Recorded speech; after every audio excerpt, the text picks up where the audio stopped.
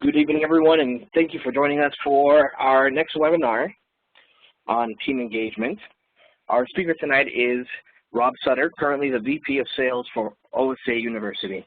It is a global training and implementation program that equips dental offices on how to treat more dental sleep patients. Rob has over 11 years of respiratory, CAD/CAM dental, home sleep testing, dental sleep, and medical sleep experience. Previously the North American manager for ResMed, he led the CAD/CAM dental sleep division and worked closely with the world's top sleep MDs and sleep dentists. Rob has spoken internationally at the AADSM, ASBA, SPEAR, Henry Schein, Plan Mecca, and AACP meetings, as well as many other dental sleep conferences, training dentists on how to treat more patients and forge stronger relationships with physicians and sleep labs. He has authored numerous articles and papers on subjects ranging from wireless CPAP technology, sleep diagnostics and therapy, to CPAP 101 for dentists, the dark side of the moon, a guide to help dentists converse with sleep physicians in the treatment of CPAP intolerant patients. From a clinical perspective, Rob has overseen hundreds of sleep lab ventilation titrations and has been chairside on hundreds of oral sleep insertions at major teaching institutions. Without further ado, here's Rob. Thanks so much, Victor. Appreciate it. And I want to thank the V's family. It's a pleasure to work with such a class lab. Space Maintainers Labs has got a great name in the industry, a great brand, and it's a real pleasure tonight to be working with some of their clients to help you treat more patients. I think everybody that's on this webinar tonight has a linear focus on treating more patients. We all know the comorbidities. We know what this does to our patients. And, you know, some of us, I think, on this webinar tonight are scratching our heads trying to figure out, why am I only doing 1 or 2 cases a month? Well, hopefully after tonight, we'll unpack some of those reasons, and we can get your team on board with a unified message, give you some pearls, some calls to action, some things maybe you can insert into your team's lexicon or your team's workflows that really help you, the dentist, identify more patients and help more patients get into therapy.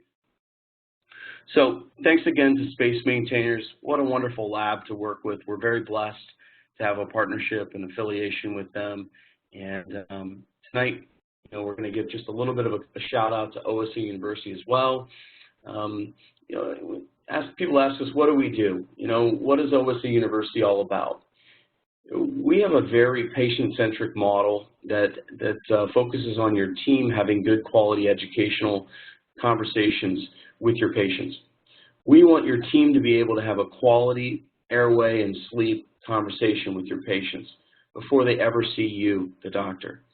And, you know, what we find is that our clients typically graduate with a certification through the AGD in sleep, a unified message to your patients, and better workflows to help you scale and really, if you're newer, implement or re-implement dental sleep medicine. So, you know, at our core, we're an online training solution that has 8 AGD CE courses that also require a little test at the end of each course. That little test is really the secret sauce. You go to a 2-day course and nobody tests you for competency. You're sitting there listening to, you know, something on your smartphone. You could be watching, you could be looking at Facebook, you could be looking at LinkedIn. We don't think that's the best way to handle a disease that is this dangerous. We feel like testing for the major competencies is really critical. So we do that with our 8 online AGD courses. We also couple that with 8 hours of on-site training. So conveniently, your team, your entire team and yourself can get a full intro course without ever leaving California or Idaho or wherever you are. We also provide a year of guidance and support. And, you know, we've got people on our teams that are consultants in the industry. And when you're a client of ours, you get, you know, the competency of consultants, and you get the guidance of our team helping you. When you call us, you get us. You don't get a phone tree. You don't get a robot. You actually get a human. And I think that's important. You need somebody to help you as you scale. We also train your whole office on how to do medical billing, but then we do the medical billing for our offices that want us to, and we close 95% of the medical claims that we open in under 60 days. That wasn't a typo. We closed 95% of the medical claims we open in under 60 days. So we're very good at getting you paid. We also provide a sleep website that has a built-in widget to bring more patients into the practice with a great screening tool. And we also have great physician marketing tools. At the end, if you look at your team, you're only going to go as far as your team takes you. If your team hasn't been educated, you're probably not doing as many cases as you should be or could be. So just a little bit of a quick glance at what the online learning management system looks like. Everybody in your office would get a login and password and have access to these courses for a year. There's a lot of content, a lot of great stuff. Handouts, digital diary, little tests, little pop quizzes. We make it fun. We have a few jokes in there. We want your team to really enjoy learning about sleep. As we know, everybody on this webinar really enjoys sleep. Well, imagine that first course that you went to or the first time you heard that you could help change or save somebody's life, how you felt. What did that mean to you? Now, imagine the fact that your team has never had that eye-opening experience where the light bulb went off. That's really what OSC University is all about, is teaching your team how to do this, but more importantly, why to do this, why this is so important to talk to patients about. So just a little bit of just a little bit more of why this is important to think about. If you want to do more sleep, education is really the conduit, in our opinion. And cross-training your team to really have a unified message, specifically in this medical payer climate where deductibles are going up and patients are saying, let me think about it more and more. If they say, let me think about it, it means they're really not convinced. You and your team really haven't convinced them that oral appliance therapy, or OAT, is really going to help their life be better or stop bad things from happening. If you look at there's probably a lot of guys on this call. You look at a car engine, and if you only have you and one other person in your office that's ever had any sleep training, your car is really firing on only 1 or 2 cylinders.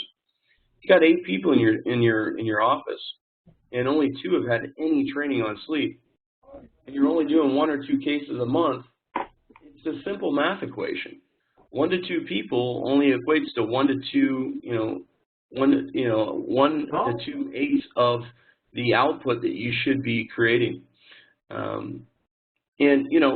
I always like to ask receptionists when I come into an office, do you know what AHI is? And I would ask you, everybody that's on this webinar, tomorrow when you come into the office, ask your receptionist, what is the definition of AHI? If they look at you like you're blue in the face, that's probably a bad thing. If you're in California and the receptionist doesn't know what an AHI is, and it's an Anthem patient that calls into your office, that's a $3,000 phone call. AHI, as we all know on this call, is the cornerstone to sleep apnea, apnea-hypopnea index. It's the cornerstone to how we gauge how severe a patient is. So, breaking it down a little bit more, once you've got your team on board with good quality training, you're going to do better. You're going to treat more patients. Your team's going to have better cohesion. All right, enough of the commercial. Let's move forward with how do we get your team on board. Some simple tips and techniques.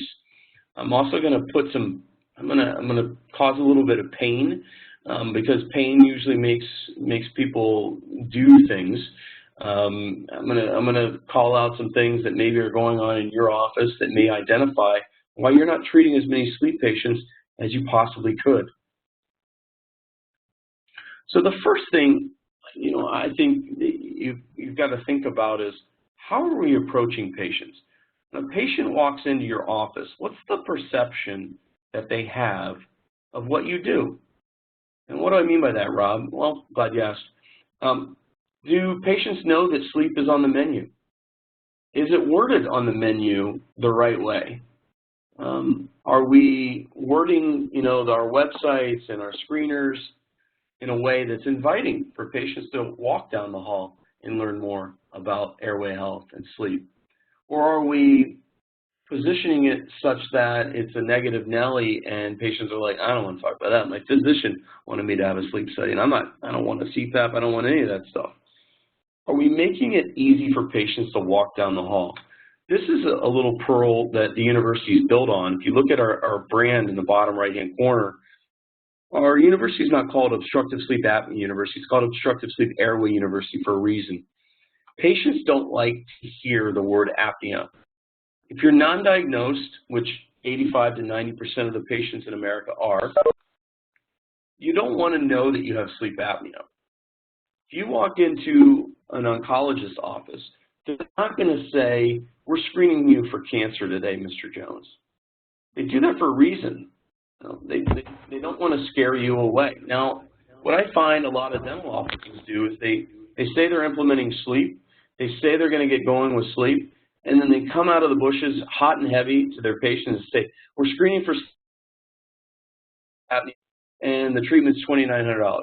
You know, obviously not that vigilant, but, you know, in that regard, I think if your team, if we back that up a little bit and rewind, your team said, hey, we're focusing on airway health and total health of our patients. Dr. Jones is really interested in how our patients breathe, and the airway is the gateway to the mouth and to the lungs, and we're screening for an optimal sleep airway. Patients are going to be much more inclined to move down the hallway towards case presentation.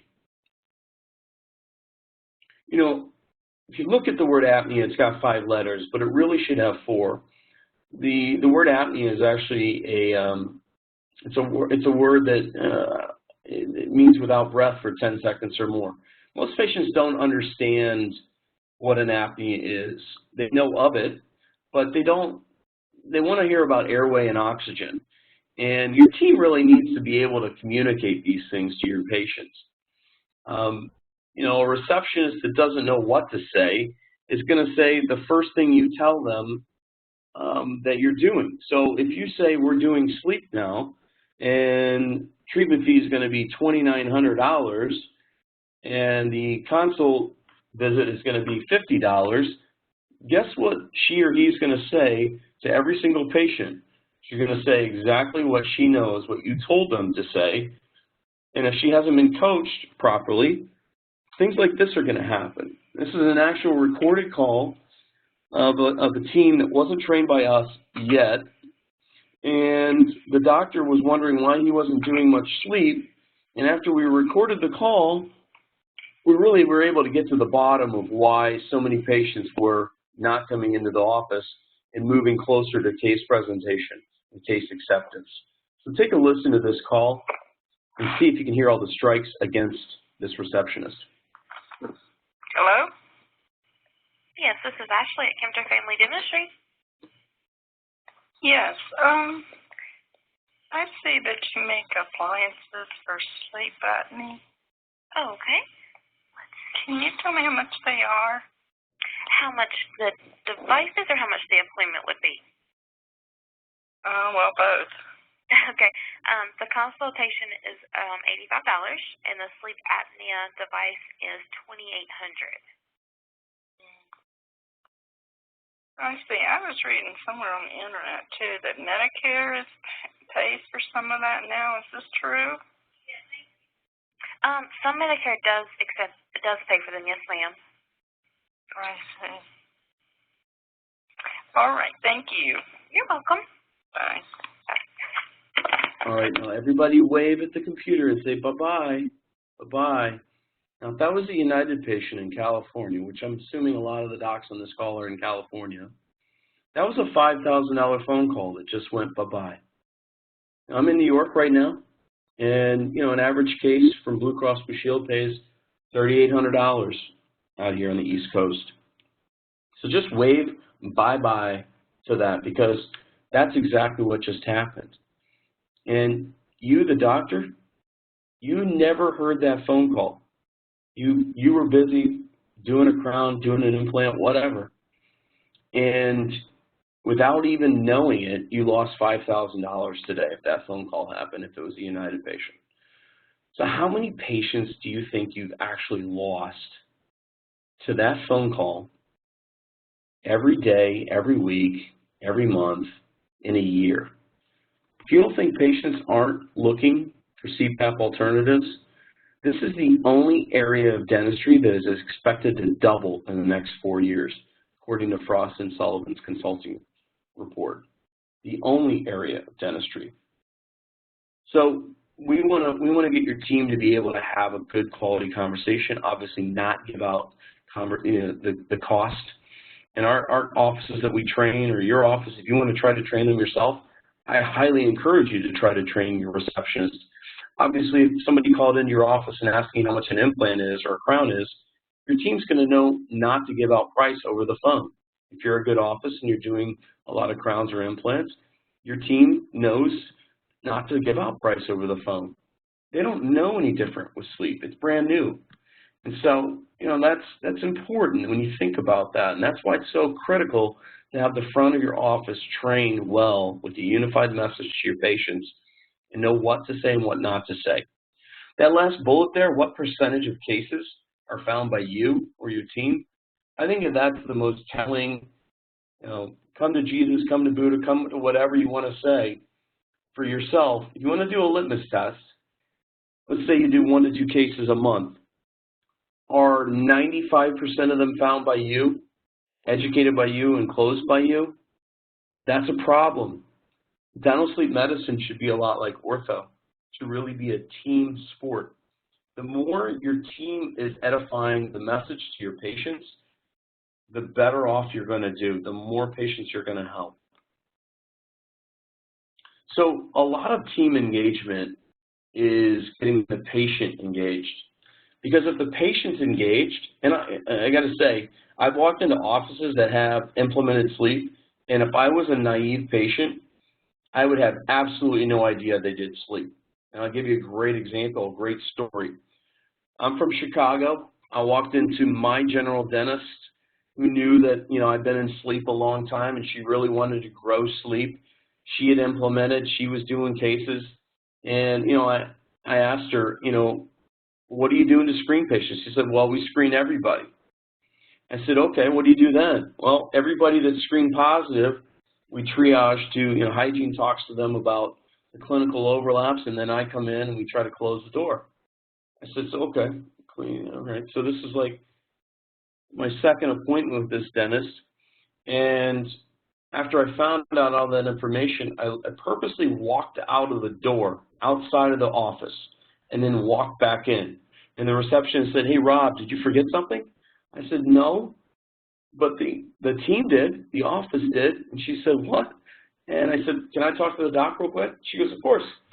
So I went to talk to the doc, and I said, doc, with all due respect, you told me you want to grow your sleep business, but I've been here twice.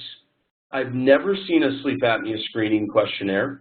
Nobody's ever talked to me about sleep apnea or airway health or anything involving sleep. And oh, by the way, I have an AHI of 5.5. So technically I have sleep apnea. And you could have heard a pin drop. And I think we all have to take a very sober analysis of how well our screening tools are working, if we have teeth in our screening tools, if our team knows what to do with the screening tools, because here's something that you can't argue against. One of the largest studies ever been done by pulmonologists to see what the epidemiology of sleep apnea is in the United States showed that 1 in 4 patients that you saw today, 1 in 4 patients that you saw today have sleep apnea or airway obstruction. Now, if nobody talked to them, they didn't get any screening questionnaires like this stop thing, how do they know to engage your team? If your team's not engaging them and trying to pull them out of their shell, then you're missing a lot of patients that you could be helping. Here's some things that you might want to include in your receptionist, hygiene assistants, either questions to patients or in your health history forms. These are great questions. Do you ever find yourself tired throughout the day? It's a great question. Who's going to say no to that? I like a follow-up question to that. If Dr. X, let's just say you're all Dr. X, had a therapy that could help you have more energy throughout the day, would you be interested in talking to somebody? Well, who's not going to say no to that? Think about how much money we spend on Red Bull and Monster and all that. Has anyone ever told you occasionally snore? It's an indirect way to say, hey, do you snore like a freight train?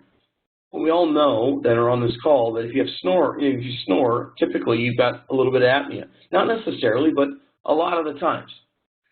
So there's a lot of things on here that can help you. That last one I like a lot because, from a metabolic level, if you have sleep apnea or airway obstruction, you have dyslipidemia typically. Your leptin levels are off, your ghrelin levels are off, and you're craving fattier foods and craving more of them. And when you control the patient's sleep quality, your patient's metabolism gets back in check, and they actually become healthier from the inside out, and they crave less fatty foods, and they feel better. So I like that question a lot. It really opens up a great diatribe that your team can have with your patients about why sleep therapy is so good from an area that we know everybody's willing to spend money on. I mean, look at how much money we spend on diet and weight loss. Another one that should be on here that's not on here is, if Dr. X had a therapy that could help your skin to not age 2 times faster, would you be interested? And a big study that was done on skin aging showed that people that have poor sleep quality, actually their skin aged 2 times faster. So a lot of little good pearls for your team to be asking. And now for a little pain.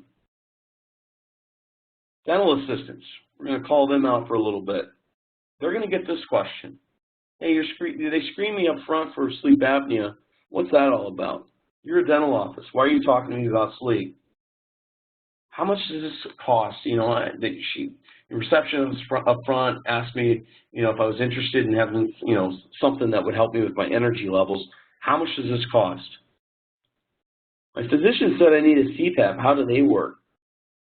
Again, your team's getting all these questions, and you have no idea how they're answering it unless you ask them or unless you've trained them on what to say when this comes in.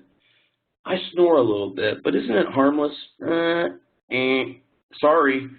University of Michigan actually proved, very large study, that snoring is as hard on your arteries, no pun intended, actually causes atherosclerosis of the endothelium to the same degree as smoking.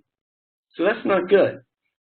When your biggest organ in the body is hardening up, guess what you're prone to? Stroke and MIs. That's actually the #1 overlap with this disease, is stroke. 90% of the time, left untreated, patients are going to have a stroke if they have sleep apnea. A little pearl for you clinically. Nobody wants to have a stroke. Nobody wants to be paralyzed from the cheek down and be reliant on a caregiver. Hygiene. Here's some things that getting your team on board and engaged with hygiene, and these could really be your biggest cheerleaders or cheermen if they're male hygienists. Tongue scalloping. If they just looked for tongue scalloping and flagged the chart and talked about airway health with just these patients, 7 out of 10 patients are going to have airway obstruction. Now, I use airway obstruction and sleep apnea interchangeably. We like to use airway obstruction before there's a medical diagnosis from a board-certified sleep physician. Once there is a board-certified sleep physician that says this patient has sleep apnea, then it's completely cool to talk about sleep apnea. But until then, talk about airway obstruction. Mallampathies, everybody in here knows this, but is your team really actively looking for Mallampathy 3s and 4s, or at least 4s? If you just look for Mallampathy 4s and you incentivize hygiene to really understand why this is important to talk to them, boom, you've got a great opportunity to get your team finding more patients for yourself, for your practice. Perio. The gum is an organ. Think about it this way. Every organ needs oxygen. If you're shutting off the flow of oxygen because of obstructive sleep apnea, what's happening to the gum? Well, the gum's getting worse. What happens when you run out of air at night? You open your mouth. What happens when you open your mouth at night? You dry out. Your airway dries out. Everything dries out. Well, what does that do? It accelerates perio. So you've got the gum not having enough oxygen. You've got a dry gum, and you're breathing through your mouth, which God didn't intend you to breathe through. We're actually intended to breathe through our nose. So that's why perio is such a big overlap with sleep apnea. All these things could be identified by a dental assistant or hygienist. Oh, wait. Overlaps with tongue scalloping, and flag the charge appropriately. If you could please mute all lines, that would be wonderful. Thank you so much. We'll have a question and answer period at the end. In the chat box, we'll go through all the questions that you may have. But again, at the very end here, if you notice, we like to, at Obstructive Sleep Airway University, focus on the positives of airway health and sleep health. Mention to your patients that they're going to have more energy, typically, that their skin quality is going to get better, that they're probably going to lose some weight. These are all things that have now been proven clinically. So why not share them? These are all lifestyle things that patients really, really want. They really want to pay for. Cue the deer, the money stops here. No, seriously, if you look at it, your team really, when I talk to dentists, no matter where they are, I mean, we've got clients in Australia, Montreal, in Europe, figuring out how to get this paid, how to get paid for your services is really a challenge. And, I think it's a challenge. It's an uphill sled for dentists because we're really asking dental offices to be a medical office for a while. And if I ask an oncologist to prep a crown and go in room 4 and do a crown in room 4, how well would that case go? Now, how would that oncologist answer the question when, how much does a crown cost? They wouldn't know how to answer that. They'd butcher it. And conversely, I think a lot of dental offices, if you look at it truthfully, they're trying to do a medical job. They're trying to offer medical reimbursement advice. And they're really that oncologist. They're a fish out of water. You're a fish out of water until you've really been trained. The things that your billing team needs to know is, how are you presenting coverage? If you're getting a lot of case presentations but nobody's closing, you're probably only presenting one option. Pay the $4,200 up front, and then you can courtesy bill or we'll courtesy bill. That's not good if you're not closing, over 50% of your patients. Are you working with a medical billing team that can actually present and get pre-authorization from Anthem, United, Cigna, et cetera? Those things lower the barriers to a patient saying yes. When you've got a patient that's right there, how many payment options are you providing to those patients? That is, if you only have a one-trick pony, guess what? If your patients don't like that pony, they're going somewhere else, or they're saying, let me think about it. Let's not do that. Patients like options, billing options, diagnostic options, treatment options. Why do us in the dental community only present one diagnostic option, the sleep lab down the street, one treatment option, the only case that we've ever made, the herps, the dorsal from Space Maintainers, whatever it is? Get to know a lot of the appliances. Space Maintainers makes amazing appliances. Make them for friends, family, and team, and get more treatment options out there for your patients. Get more comfortable with them. Patients like treatment options. Buy cases on models from Space Maintainers. Show patients what you can make for them. If they see one that they like, they're probably going to be more inclined to go with that one. And then on the end, there are, payment options. Make sure you got plenty of payment options for patients. Don't just have one price fits all. You're going to do a lot less cases. Also, this is a great pearl that we teach in case presentation, our online course 7. When you're doing a case presentation for a husband, always invite the wife to that. Here's why. The wife is probably the primary reason that the husband's there, because he's snoring like a freight train. She can't sleep. She wants to sleep with her husband, and she can't sleep through the night. If you just invite the husband to case presentation and his deductible is $2,000 because his employer just re-upped with Blue Cross or whoever it is, guess what's going to happen? Well, I got to talk to my wife. Well, guess what? If you've been trained properly to have the wife in the room, when that comes up, you can look at the wife and say, how is this snoring affecting your life? And she says, do you take cash, credit cards, or checks? And that's what we want to hear. We want to get the spouse on board, because if they're the primary reason or the vehicle for the pain point or why the patient's in your office, why not go right to them and help them close the case? We know this is in the best interest for that patient, It's not a trickery thing. It's just the right thing to do. Remove the obstacle and bring the obstacle into the office. Here's another thing that I think is interesting. You know, dentists that implement dental sleep medicine all of a sudden think they're like Willy Wonka in the chocolate factory where they've got the golden ticket, and they lead, their team or themselves lead with this medical billing ticket, and that's really not the right thing to do. And if you think about sleep, sleep should be a lot like a high-end ortho case that you have no dental or medical insurance for, or a full mouth reconstruction. These are things that your team. Sorry, I'm just going to flip back through these. Your team really needs to know how to present them. Having your team present medical billing as the golden ticket is not good, especially if it's January 1 and the patient's deductible just reset. If they're not completely sold on that case and how this case is going to help them have more energy, their skin, their health, all their weight, all that stuff, honestly, they're gonna say, "Let me think about it," and you're probably gonna have to catch them in the fall when you bring them back in for recall for hygiene because their deductible. You haven't sold or educated the patient well enough that that they need to move forward. So I brought up full mouth reconstructions. I know a lot of you probably on this call do them and wish you did more of them because they're high-dollar cases. How do offices do full mouth reconstructions for $35, $40, $50?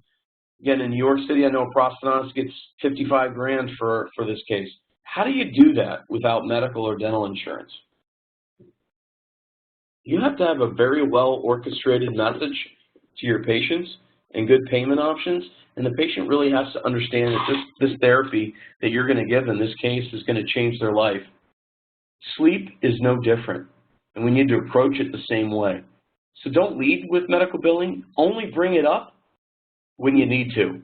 If you hear anything that I said tonight, hear that.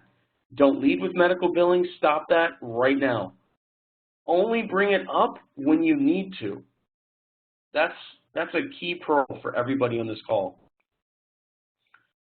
So, some things that your team really should be looking for. Within a practice, 85–90% of your patients that have sleep apnea are non-diagnosed. And asking them, have you ever had your sleep evaluated, is a much softer way to say, have you had a sleep study? And when a patient says, I have a CPAP, what do you say? Obviously say, great, that's awesome. Do you love it? Yeah, I do. I definitely love it. I bet you've tried to help other people, friends, family, and loved ones with how to get compliant with sleep. Yeah. I've got a couple guys that just couldn't get used to it, couldn't get used to having a mask on their face. Let me ask you this, you know how sleep has helped you live a better life. Would you like to help those two people that you just mentioned to me potentially have an alternative therapy for sleep? Let's, if you wouldn't mind, just invite them to come into the office. I'll do a free sleep evaluation for them on the house since you're a loyal patient of ours. That's a great way to turn a CPAP patient into a potential referral because guess what? That person's going to really talk to those people and say, hey, Dr. Jones or whoever it is doing oral appliance therapy and you should check it out. I know you couldn't do the CPAP. So these are all little tips and pearls that your team should really be bringing up with your patients. Now, I know this picture of Bruce Willis is, not ideal for the patient that you saw today, but everybody's got a patient like Bruce Willis here where they're just kind of incredulous, they're skeptical, they're asking all these questions, and honestly, I think you as the doctors on this call don't get these questions very often. It's your team that's getting these questions. And, the process, what's the process like? How does this all work? People want to know what they're getting into. And if your team has a weak link, guess what? Your patients are going to find it. And as soon as they do, they're going to put their wallet back in their pocket. And that's not good because sleep affects every organ in the body. If we leave it up to the physicians, the data says patients are going to be symptomatic with sleep apnea for 5.2 years. So we really, really need to know and hammer down these questions that your team gets. These are some of the top 3 things. These are the top 3 things when we query customers that teams get.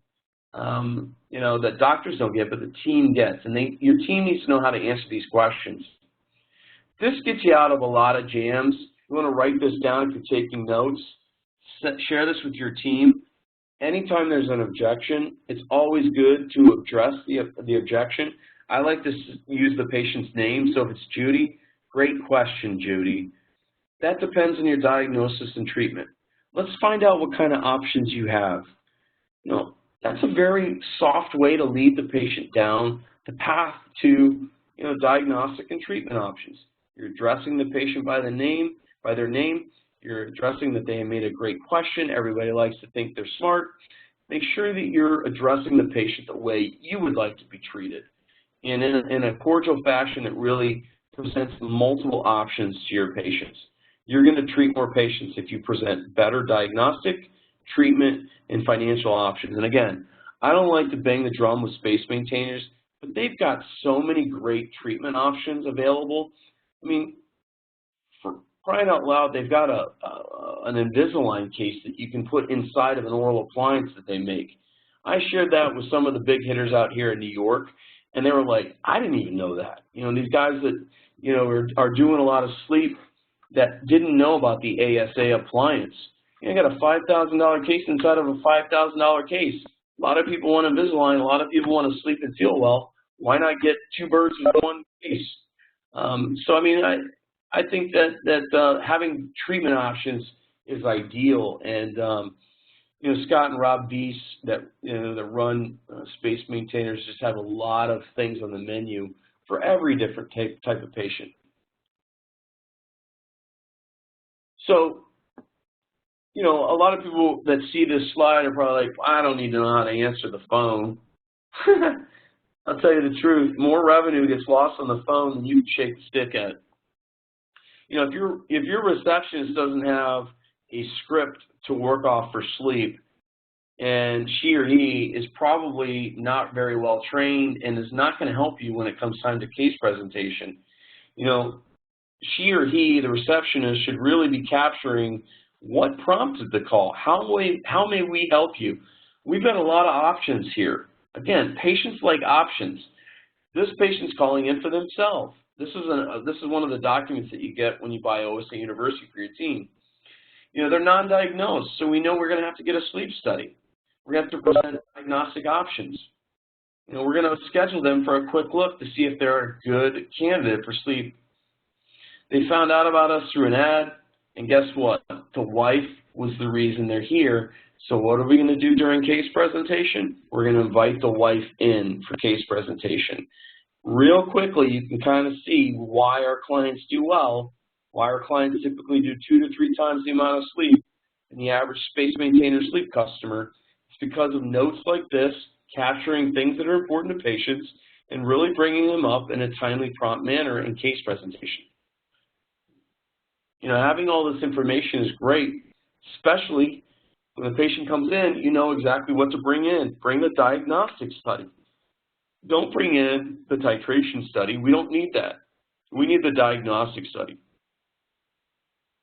These are really the 5 C's of a phone inquiry: confirm, complete the forms, call of change, congratulate, and courtesy.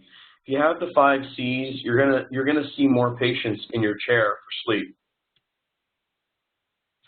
So the buck stops with financial arrangements, and we wanted to talk a little bit about how to get your team to understand billing, because this is a big albatross. Your team needs to understand this process.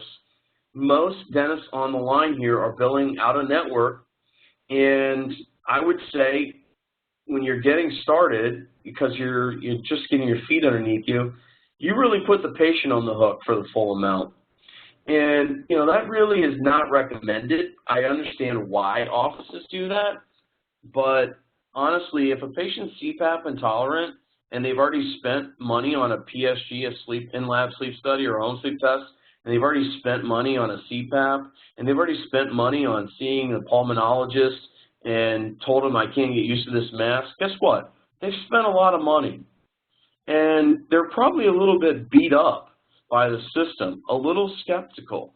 Why are you then going to say our fee is $4,300 and you need to come up with that whole amount in full? It's a tough question, but I'm going to ask it. I mean, honestly, if you are billing out a network for the patient and you've been trained by OSAU, we're going to get the patient more involved. We're going to say, hey, Dr. Jones is a dental office, but we're going to do our best to fight for the most that we can possibly get from your medical insurance. But we may ask you to do a couple things.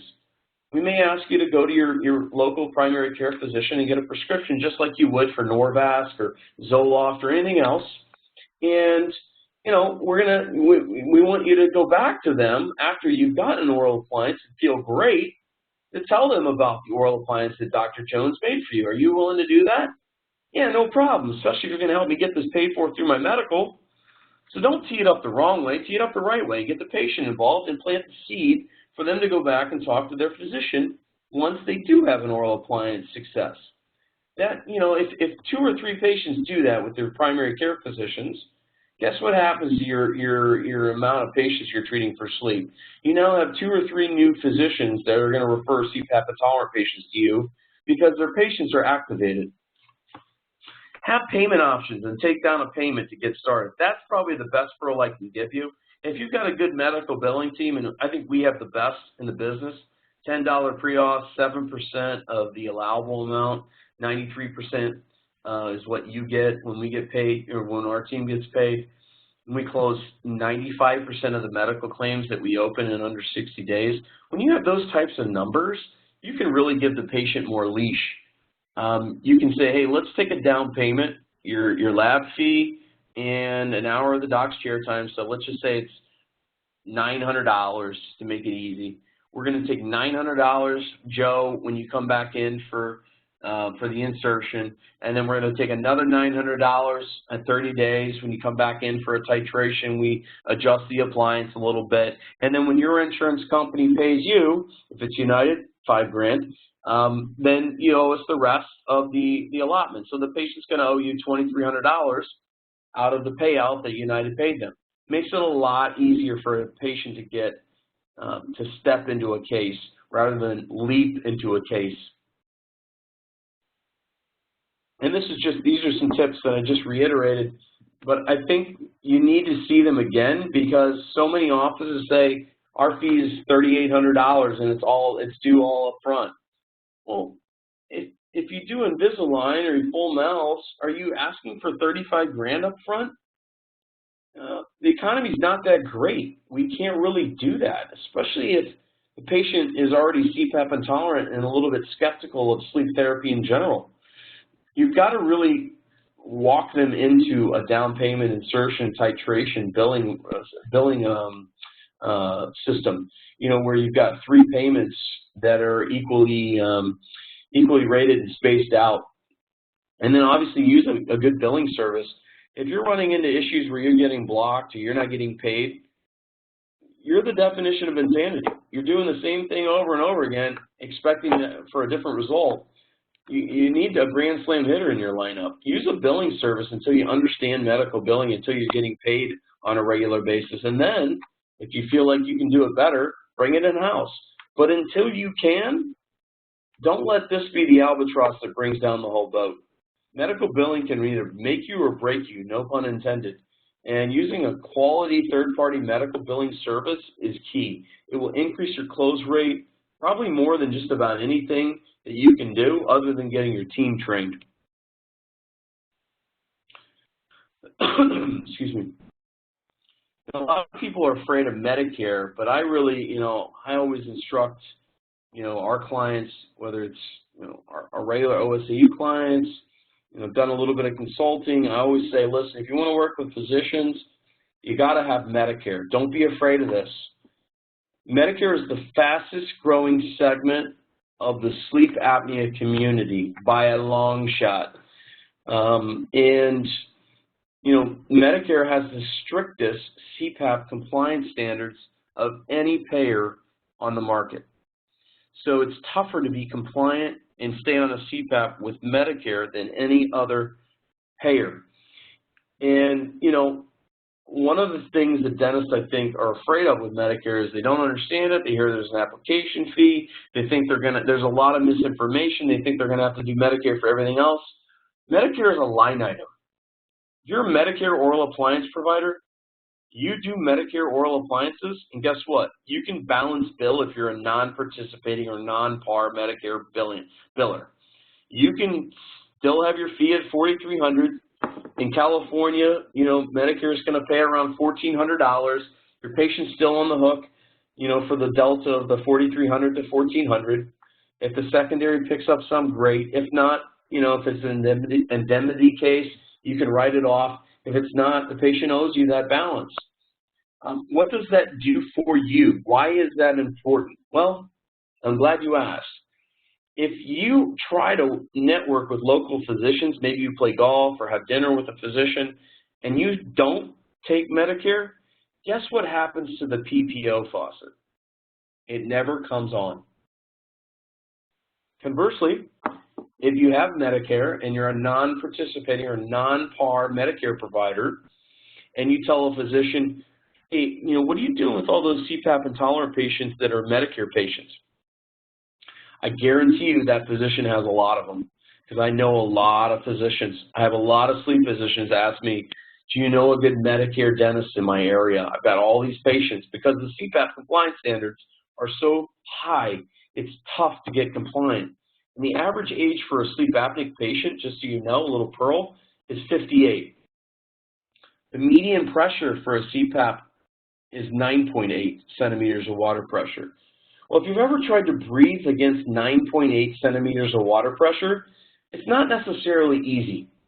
And you can see why a lot of patients have trouble breathing against pressure or dealing with the mask. Be a Medicare provider and you're going to have a hall pass to talk to physicians about a patient that they have trouble with. They're scratching their head. They don't know what to do with them. These patients don't want surgery, which is Plan C. You're in a great spot to capture a lot of these Medicare patients. Medicare pays every 30 days, and they pay electronically every 30 days. If you know how to fill out the CMS 1500 claim form, and we actually have an online course, we have a Medicare consultant on our team that actually walks everybody through how to bill Medicare, and you've got access to the course for a year, you're going to get paid every time in 30 days. Tell me what insured pays every time in 30 days with that regularity. So I would highly recommend that you think about Medicare, you consider it. Do yourself a favor. Ask a physician that you know, a friend of yours that's a physician, hey, what are the Medicare CPAP standards? Like, just tell me, do you have a lot of these Medicare CPAP patients that can't tolerate the mask on their face, the pressure, the humidifier? You're going to be surprised. You're going to want to get this Medicare application filled out quickly. It's only a 38-page application, but we've got a guy that's 100% on our team at getting these applications passed through on the first pass. He's very good at that, and we can help you with that if you need it. So a little bit about the process and getting your team to understand the process is really key. Again, your team's getting a lot of these questions about what is this process? How does it work? Do I need a sleep study? My physician said I needed a CPAP. Does your team understand how medical billing works? Can they understand insurance policies, that you need a prescription, that you need a sleep study? Do they know these things?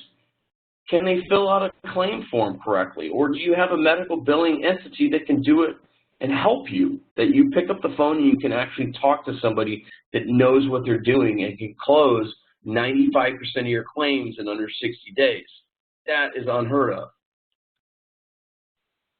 So, some things that I think everybody on this call knows, but your team really doesn't know is, and maybe some things that you don't know, you need a board-certified sleep physician. And, depending on the insurance plan, sometimes you need a face-to-face. Medicare requires a face-to-face with patients, patients meeting with a sleep physician. You need a diagnosis code for sleep apnea. 85% of sleep disorder breathing is obstructive sleep apnea. About 10% is central sleep apnea. And then you've got some nocturnal hypoventilation, obesity hypoventilation, Cheyne-Stokes respiration that kind of round out the rest of that 100%. But the lion's share of it is obstructive sleep apnea, and there's the code for it for ICD-9, or ICD-10, excuse me. Follow through with your patients on the process. I can't state that enough. If you send your patient for a diagnostic, whether it's a home sleep study or an in-lab study, follow through, take notes, make sure that they go through. If you're not presenting multiple diagnostic and treatment options, that's what DX and TX mean there, fourth bullet down, you're per the literature, you're missing about 10% of the opportunity that you could be helping. Having multiple diagnostic options in front of your patients and multiple titration options or treatment options is key. Get the patient involved with their physicians.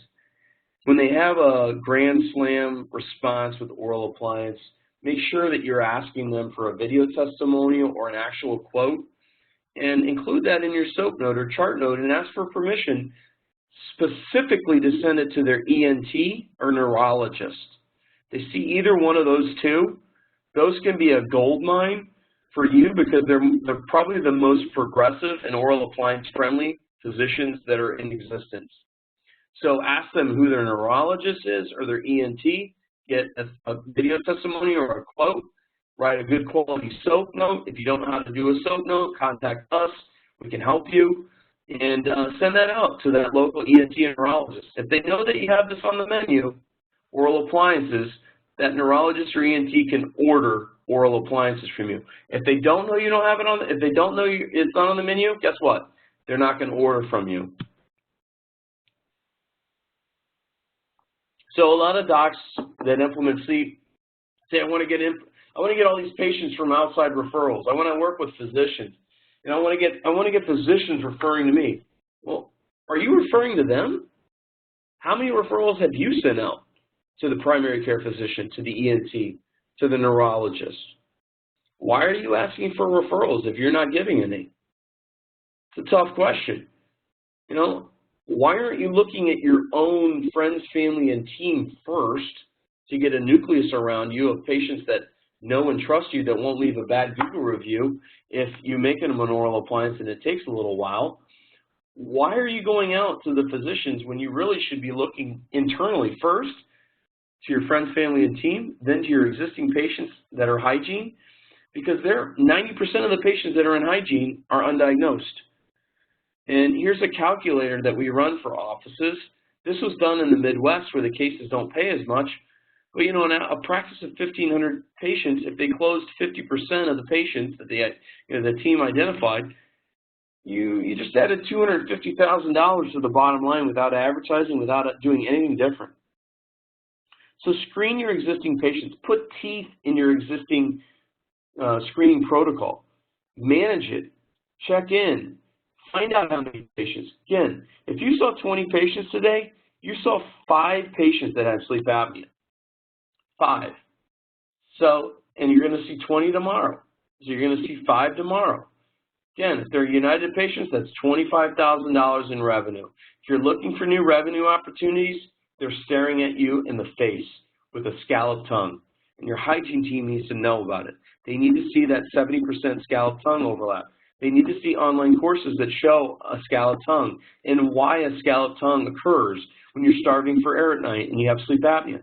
Your hygiene team needs to have that light bulb go off, and then you're going to get to these types of revenue opportunities.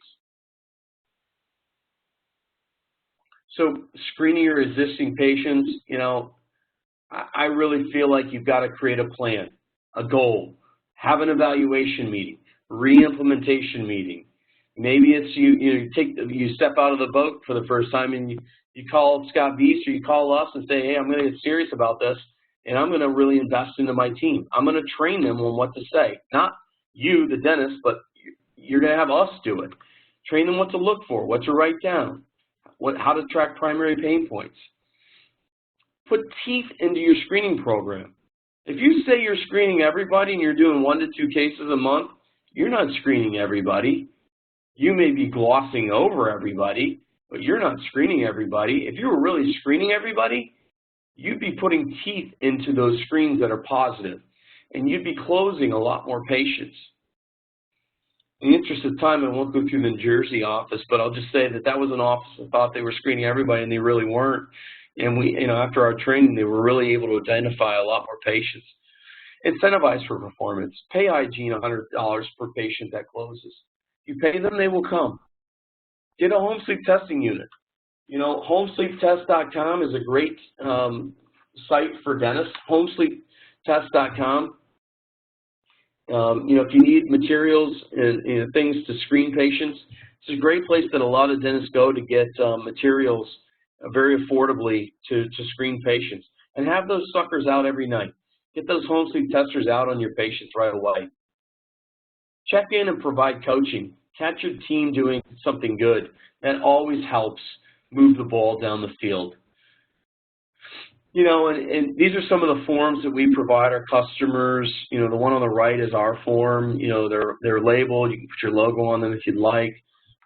We really need your team to identify what type of patients are in your chair. The bigger opportunity is a non-diagnosed patient. One of the things that you need to have as a home sleep testing partner, that's part of our package to customers, is we blend in home sleep testing, so you don't have to pay to get patients tested. It runs through the patient's medical insurance, but your team really needs to know that there's two different types of patients in your office. And here's a few pearls. Patients that broke a night guard.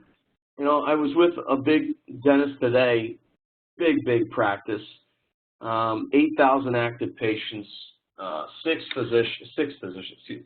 dentists, multi-specialty, and I mentioned that broke a night guard, and he said, "How do you figure?" And I said, "What do you do when a patient breaks a night guard?" "Oh, we build it up, we make it a little stronger." "Yeah, okay. Well, did you know that a sleep apnea study done on night guards when they were built up actually increased or doubled the AHI, the apnea hypopnea scores?" And I didn't say that abrasively, but honestly, if you have a patient that breaks a night guard, why did they break a night guard? And if it's an airway problem where they're starving for air, you're probably going to have trouble making a night guard strong enough to defeat the body's fight or flight response. Here's another one. Your staff, yourself, spouses of your staff. We train our offices that are our clients that these are your nucleus. These are the ones you want to get video testimonials and put on your website. And we teach your team how to get around the copays and things of that nature.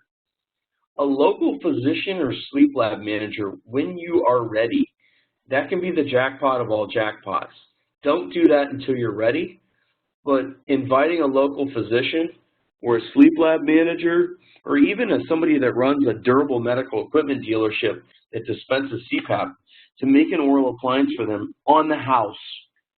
You contact Scott and his sales team at Space Maintainers, and you make a device for a local physician, and you buy a sample on models of that exact appliance that you're going to make for that physician.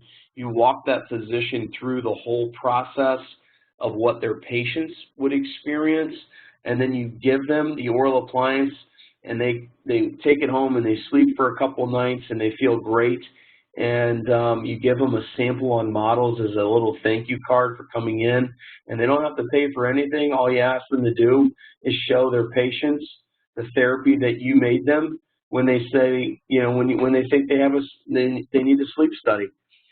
A lot of patients won't go for a sleep study from a physician's office, the data supports, because the patient thinks that a CPAP is the only alternative. Well, guess what? If you made that physician an oral appliance and they've got a sample on models in the physician's office and they order a sleep study, they show that patient that device that you made them, guess what? That patient comes in so teed up and warmed up, you're just following orders. The physician is now prescribed therapy. You don't need to talk that patient in an oral appliance. The physician's already articulated it to the patient. So that's a great consulting pearl that I'm sharing with you on the house. Don't do that until you're ready. In conclusion, and we're at our hour length, educate the whole team. Educate your whole entire team, because they're going to educate your patients when you're not looking. like a car engine. If you only have 2 or 3 cylinders running, you're only at 2 or 3/8 of the output of your practice. So why is dental sleep medicine any different than any other area of practice? You have to have all cylinders firing on, in cadence. It's a lot like ortho. Your team should be doing the bulk of this screening, education, conversations, financial arrangements, even taking the impressions. A lot of times, the doc's going to do the bite and the insertion, but really the rest of it, the guys that are doing 30, 40, 50, 100 appliances a month, guess what? They're really good at playing Tetris. They're really good Tetris players because their team has a well-orchestrated message to their patients, and they really do a nice job of taking the patient down the path. That's really where we want to get you to. OSC University can definitely help you get closer to that. I'm not going to promise you the world. It is a process. There are roadblocks, there are hurdles. It's not going to be easy, but with more education comes more case presentations, comes better closing rates. It just happens like that, guys. If your whole team has a better understanding of how this works, how medical billing works, and then you actually don't have to do it, guess what? Your team is going to want to do more sleep. I can't tell you how many dentists have been bogged down because they put medical billing albatross on their team's shoulders. Guess what? If you took that albatross off their shoulders, they'd be much more inclined to talk about sleep to your patients. So that's why we did that for our clients. We wanted to have a medical billing entity that was affordable to really take that albatross off of your team and really get you paid more often and at a higher level. All right. Hopefully that was helpful, and we asked some questions.